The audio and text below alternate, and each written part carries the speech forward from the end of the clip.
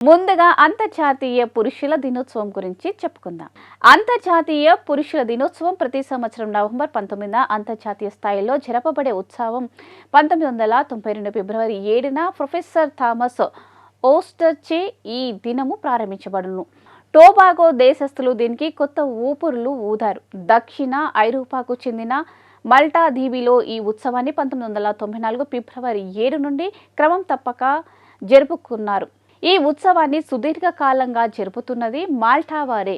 ఇది ఐక్యరాజ్య సమితి యునైటెడ్ నేషన్ ఆమోదంలో మొదటగా ట్రానిడాడ్ టాబాగోల్ 1999లో ప్రారంభించబడింది. అంతర్జాతీయ పురుషుల దినోత్సవం యొక్క చరిత్ర ప్రత్యేకించి బాలురు పురుషులు ఎదుర్కొనే సమస్యలను అధిగమిస్తూ వారి అనుభవాలను పంచుకుంటూ ఆదర్శ పురుషులు ప్రాముఖ్యతను విస్తరిస్తూ వస్తున్నారు.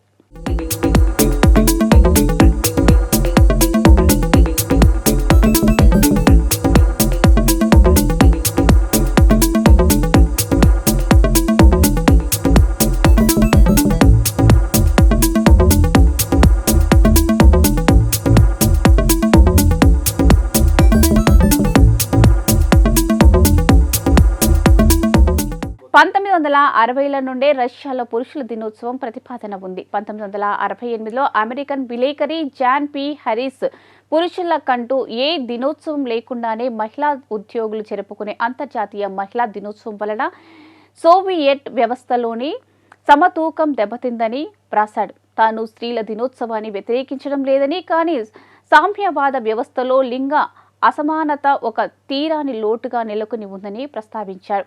కాన్సస్లోని విస్టోరీ విశ్వవిద్యాలయానికి చెందిన పురుష అధ్యయనాల ప్రొఫెసర్ అయిన థామస్ ఓస్టర్ 1991 ఫిబ్రవరి 7న తన సహచరులతో కలిసి సంఘానికి పురుషులు చేసే సేవలను గుర్తిస్తూ వారికి ధన్యవాదాలు తెలపాలని ఆలోచన చేశారు.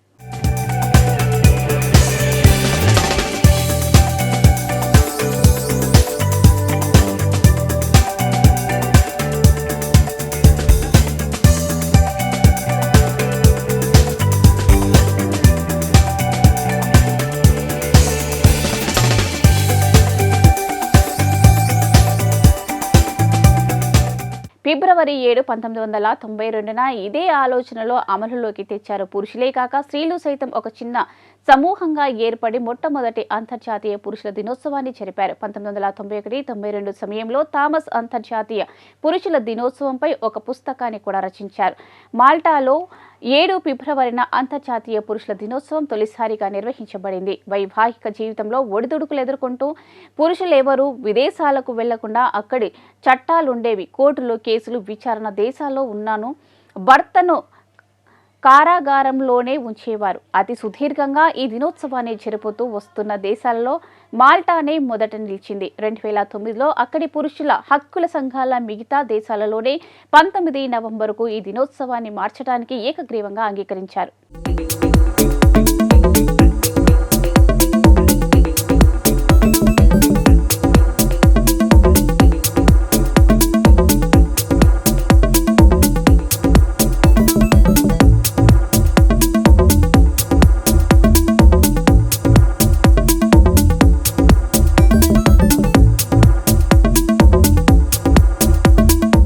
పద్దెనిమిది 1828 ఝాన్సీ రాజ్యానికి చెందిన రాణి మరాఠాను పాలించింది మరియు 1857లో మొదటి భారత స్వాతంత్ర సమరయోధురాలు రాణి లక్ష్మీబాయి జన్మించింది.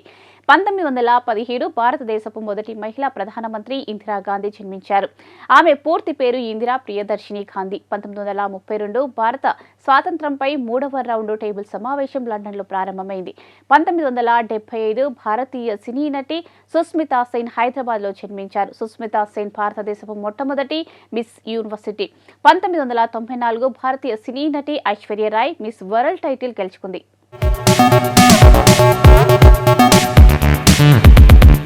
1995 భారత weight lifter Karnam Malleswari weight lifting లో ప్రపంచ రికార్డును సొంతం చేసుకుంది. భారత్ నుంచి ఒలింపిక్స్ లో పథకం సాధించిన తొలి మహిళా క్రీడాకారిణి ఆమె. 1997 కల్పనా చావ్లా అంతరిక్షంలోకి వెళ్లిన తొలి భారతీయ మహిళ. 2006 అణ్వాయుధాలను మోసుకెళ్లగల సామర్థ్యం ఉన్న భారత ఎర్త్ క్లిపర్ని ప్రయోగించారు. 2008 భారత నావికా దళానికి చెందిన ఫ్రిగేట్ INS తెబర్ ఒక సముద్రపు దొంగల ధ్వంసం చేయడంలో విజయవంతమైంది మరియు సోమాలియా ఒడ్డు నుండి మరొక ఓడ ప్రైరేట్ని తన ఓడను విడిచిపెట్టేలా చేసింది.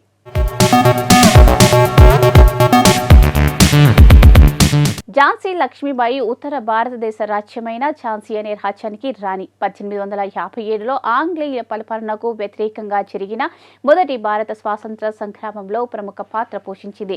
భారతదేశంలోని బ్రిటిష్ పరిపాలనలో ఝాన్సీకి రాణిగా ప్రసిద్ధికెక్కిన 1857లో భారతదేశ తిరుగుబాటుదారుల్లో ముఖ్యమైన వాళ్ళలో ఈమె ఒకరు. భారతదేశంలోని బ్రిటిష్ పరిపాలనను అడ్డుకున్న వాళ్ళకి ఈమె గుర్తుగా నిలిచారు. భారతదేశం జోన్ ఆఫ్ ఆర్క్ గా ఆమె భారతదేశ చరిత్రలో ఒక గొప్ప వ్యక్తిగా నిలిచిపోయింది. ఝాన్సీ లక్ష్మీబాయి అసలు పేరు మణికర్ణిక. ఆమె 1828వ సంవత్సరము నవంబర్ నెల 19వ మహారాష్ట్రకు చెందిన సతారాలో ఒక కర్హాడి బ్రాహ్మణుల వంశంలో వారణాసిలో విక్రమనామ సంవత్సరం బహుళ పంచమి నాడు జన్మించింది. డి.బి. పరాన్సిస్ అనే చరిత్రకారుడు రాణి నవంబర్ 19, 1835వ సంవత్సరంలో జన్మించినట్లు ఆమె జీవిత చరిత్రలో పేర్కొన్నాడు.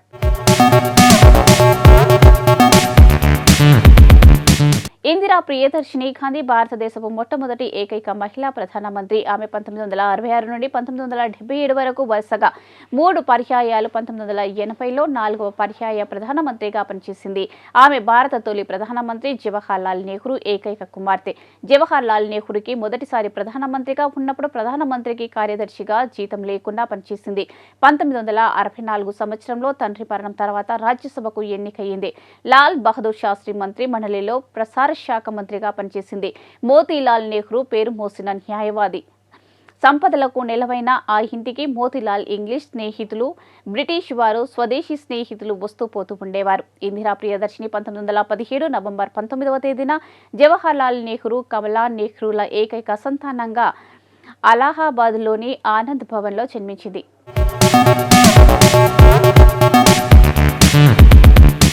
దారా సింగ్ నార్థవా ఒక భారతీయ ప్రొఫెషనల్ రేజర్ నటుడు, రాజకీయవేత్త. అతను 1952లో నటించడం ప్రారంభించాడు.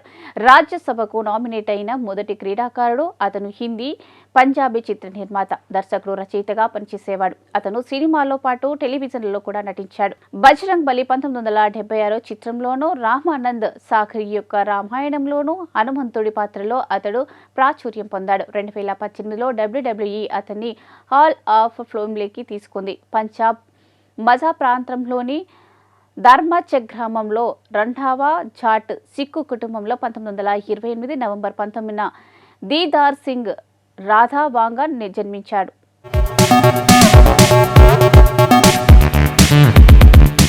శుభలేఖ సుధాకర్ ఒక తెలుగు సినిమా, భారతీయ సినిమా నటుడు. నిజానికి శుభలేఖ ఆయన ఇంటి పేరు కాదు. ఆయన అసలు పేరు సురవరగుల సుధాకర్. ఈయన నటించిన శుభలేఖ చిత్రం ద్వారా ఆయన ఆ పేరుతో సుపరిచితుడయ్యాడు. కె. విశ్వనాథ్ దర్శకత్వం వహించిన శుభలేఖ చిత్రంలో చిరంజీవి, సుమలత ప్రధాన జంటగా నటించగా సుధాకర్, తులసి మరో జంటగా నటించారు. శుభలేఖ సినిమా విజయవంతమై సుధాకర్, తులసి జోడీ బాగా ప్రసిద్ధమై ఆ తర్వాత వచ్చిన మంత్రి గారి, బియ్యంకుడు, ప్రేమించు పెళ్లాడు సినిమాలతో జంటగా నటించాడు. ఆ తర్వాత తెలుగు, తమిళ టీవీ ధారావాహికలలో నటించాడు. సుధాకర్ నవంబర్ 19, 1960న ఎస్ కాంతం కృష్ణారావు దంపతులకు జన్మించాడు.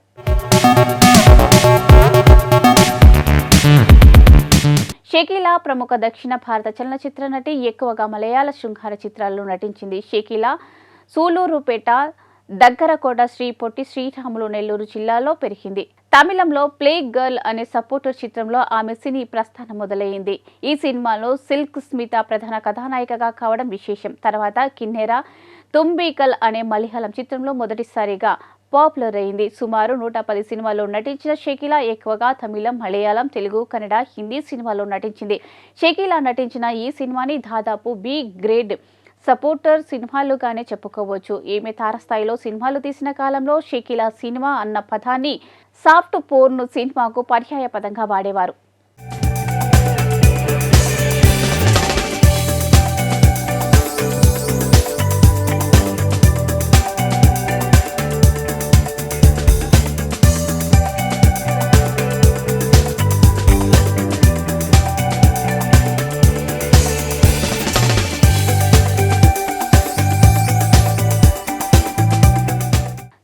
సుస్మితా సేన్ 1994లో విశ్వసుందరి పోటీలో విజేతగా ఎన్నుకోబడింది. ప్రసిద్ధికెక్కింది. ఈమె కొన్ని హిందీ, తమిళ, తెలుగు సినిమాల్లో నటించింది.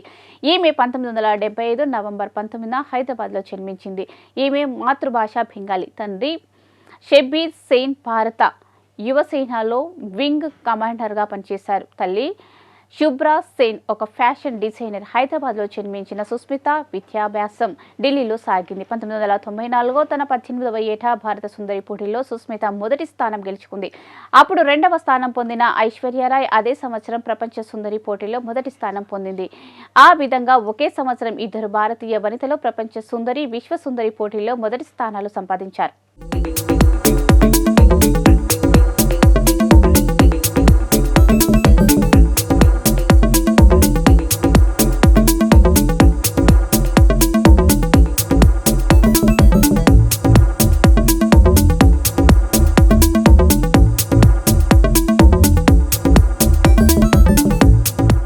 సో ఇదండి ఇవాల్టి best of the day episode అనేది ఈ రోజుకి సంబంధించిన కొన్ని ఆసక్తికరమైన విషయాలు తెలుసుకోవడానికి ఉపయోగపడింది అని అనుకుంటూ మళ్ళీ రేపటి ఎపిసోడ్లో మళ్ళీ కలుసుకుందాం. Children take care, bye.